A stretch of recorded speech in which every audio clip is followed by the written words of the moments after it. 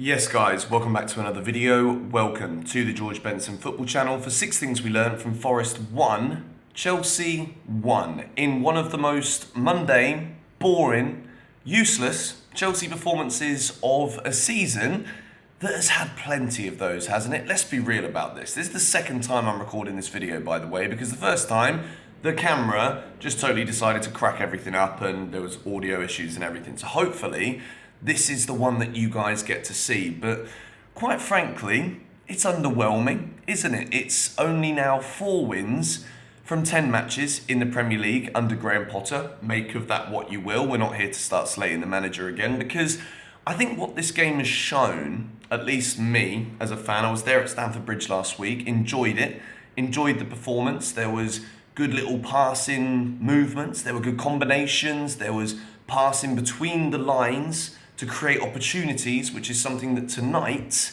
we couldn't do no matter how hard we tried. Chelsea didn't create anything in the second half apart from a magical ball from Hakeem Ziyech that Aubameyang didn't quite get on the end of, which he probably should have done, but he looked sluggish, he looked tired. Every single player out there on the field today severely lacked any kind of intensity, not just going forward, but other than Thiago Silva, it looked as though we've just done an entire football season and then 2 days after the players start their holidays, go on a little bender in Ibiza. We're asked to play another 90-minute game of Premier League football. That's what it looks like out there on the field today. Box number 1 is a red, and I've given intensity a red box because Chelsea, we never looked like we were trying to win the game. We score a lucky goal from Raheem Sterling. It comes a deflection, hits the crossbar, comes back out, and Sterling has pretty much just got a tap in. That's great news. Chelsea go 1-0 up, and we all look surprised that we've managed to score a goal. And then after that, you'd think that against the team in the relegation zone, you would go out there with the kind of players that we've got and try and kill them off. We try and go for a second goal, because if Chelsea score a second, then Nottingham Forest have got to chase the game because they're in front of a rowdy group of fans. Their fans were behind them today. They knew that they could go out and try and get something against this Chelsea team. So if Chelsea go 2-0 up, Forest are chasing it, and then we could score 3 or 4 without playing very well. But we didn't. We didn't create a single shot in the second half, which is mind-blowing, considering the quality in this Chelsea team against a Forest side in the relegation zone fighting for their lives. There was no fight from a single player out there today in a blue shirt apart from Thiago Silva. Thiago Silva gets a green box, same colour as this pattern on my bloody shirt. It would be unfair to just go in on everyone in this video today without praising the brilliance once again of Thiago Silva. He is a Rolls Royce of a defender. Before we get anywhere though, if you could hit the like button on the 6 things we learned, despite the mundane nature of a 1-1 draw in the Premier League again, I will be a very happy man. We're back making daily videos again. Thiago Silva was brilliant. I think the one thing above all else, and he didn't even touch the ball in this moment, but there was a chance where Forest should have scored in the second half, where Johnson goes in, makes the wrong choice, decides to shoot as opposed to cutting the ball across for the Forest striker. Thiago Silva could have committed. He knows he's not got the pace to be able to match Johnson, but what he does, he keeps his distance, and then just at the final second, where there was the option that Johnson would have had to just roll the ball in front of Kepa for a tap-in inside the 6-yard box, then he makes the move to get in front of the defender. And Thiago Silva today, in my opinion, was the only player who looked on it in a Chelsea shirt, which is beyond a shame because we're 9th in the table. We are fighting to finish above Fulham, our West London rivals who got promoted with the lot that we've drawn against last week, or we've drawn against today. These guys were playing championship football last season. Yes, they've spent a load of money, Nottingham Forest. Yes, last year they had a load of loans and they had to sort out their team. But Chelsea should be winning in a game like this. But we didn't do anything today to even try and suggest that we're trying to move towards getting ourselves out of this position in the Premier League. We move. Box number 3 is a yellow for Kai Havertz. I said it when I talked a little bit about the Bournemouth game, when I got back to Bali.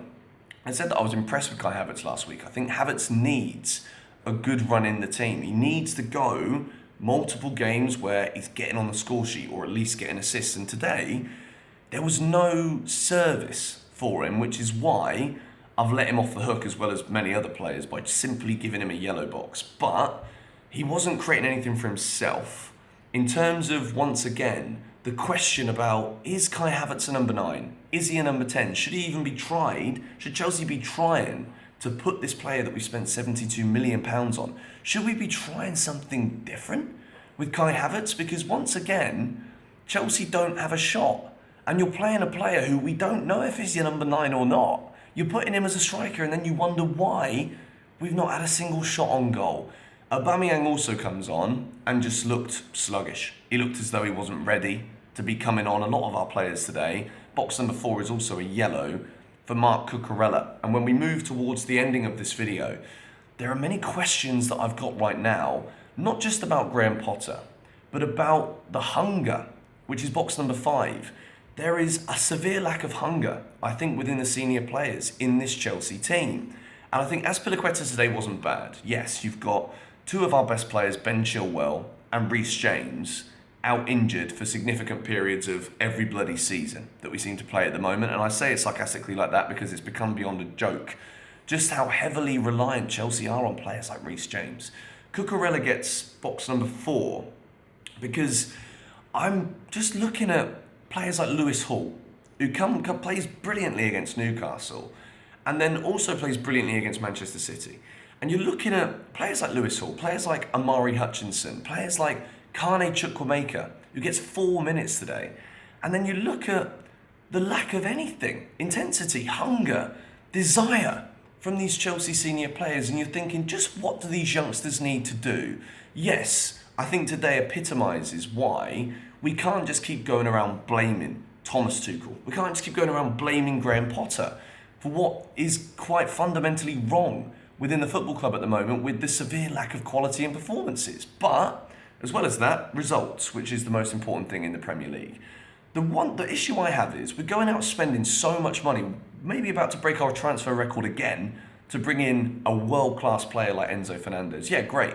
But at the same time, you've got these young academy players who give so much fight and hunger when they're on the field, and they're still not getting picked. They're still not getting put on. They're just being unused substitutes in a game where you're looking across the field thinking, is there a moment of magic in this Chelsea team? Other than one cross from Hakim Ziyech in that second half, there was nothing in this Chelsea side today. Box number 6 is the substitutions, because we made the subs with 20 minutes to go, but we were being dominated for the entirety of that second half from minute 46 all the way up until the 72nd minute, where we make a triple change. Conor Gallagher dispossessed multiple times in the middle.